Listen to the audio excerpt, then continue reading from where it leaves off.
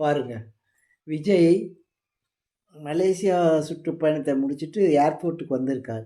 அந்த ஏர்போர்ட்ல பாருங்க என்ன கூட்டம். அது பப்ளிக் ஜனங்களா, இல்ல ரசிகர்களா, தொண்டர்களா ஒண்ணுமே தெரியல. அப்படி போட்டு ஒரு நெருக்கடி நெருக்குறாங்க. அந்த போலீஸ், பவுன்சர்கள் எல்லாத்தையும் தள்ளிட்டு அப்படி தள்ளிட்டு போறானுங்க. அ அது என்ன பார்த்துட்டே தானே இருக்கீங்க. டிவில பார்க்குறீங்க, நேர்ல மீட்டிங்ல பார்க்குறீங்க. எப்படி இருந்தாலும் அவர் பார்த்துட்டு தானே இருக்கீங்க. அப்புறம் என்ன புதுசா போய் அங்க என்ன போய் தள்ளுறதுக்கு என்ன இருக்குது? அ ஒரு மண்டையில ஒரு மேனர்ஸே கிடையாது.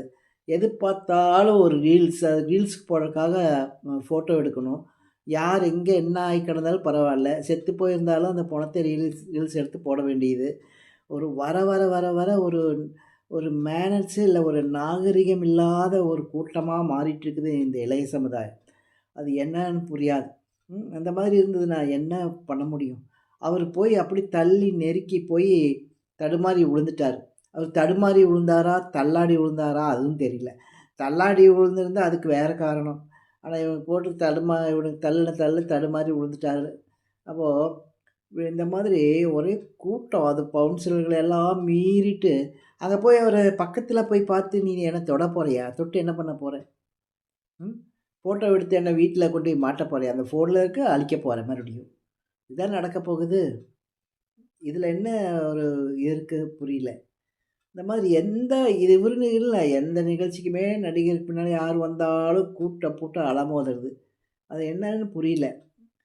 அப்புறம் இன்னொன்னு வந்து கத்துறது. ஓவரா கத்துறது. நாய் மாதிரி, பேய் மாதிரி கத்துறது. ஊன்ட்டு. அது என்ன ஒரு இதுன்னு தெரியல. ம். ஒரு பார்க்கிறதா இருந்ததுன்னா, ஒரு ஓரமா அவர் போகும்போது அப்படியே நின்னு பார்க்கணும். அதுதானே ஒரு நாகரீகமான செயல். ஒரு நாங்கலாம் வந்து பெ பெரிய தலைவர்கள்லாம் வரும்போது கூட அப்படிதான் பார்ப்போம். ஒரு ஓரமா நின்னு அவங்க போறத அமைதியா எல்லாம் பார்ப்பாங்க. அவங்க போற வரைக்கும் கை காட்டிட்டு போவாங்க. அமைதியா பார்ப்பாங்க. அதுதான் ஒரு நாகரீகமான முறை. இந்த மாதிரி குரங்கு கத்துற மாதிரி கத்திட்டு பின்னாலேயே ஓடுறது, தொடுறதுக்கு பார்க்கறது, ஃபோட்டோ எடுக்கிறது பார்க்கறது, இதெல்லாம் என்ன அநாகரிகமான செயலா இருக்கு. வர வர காட்டு மிராண்டிகள் மாதிரி இந்த மாதிரி கத்திட்டு இருந்ததுன்னா, எல்லாம் உலக ஜனங்களெல்லாம் இத பார்ப்பாங்க இல்லையா? இது எல்லாம் பார்க்குறாங்க இல்லையா? வேர்ல்டே எல்லாம் பார்க்குது.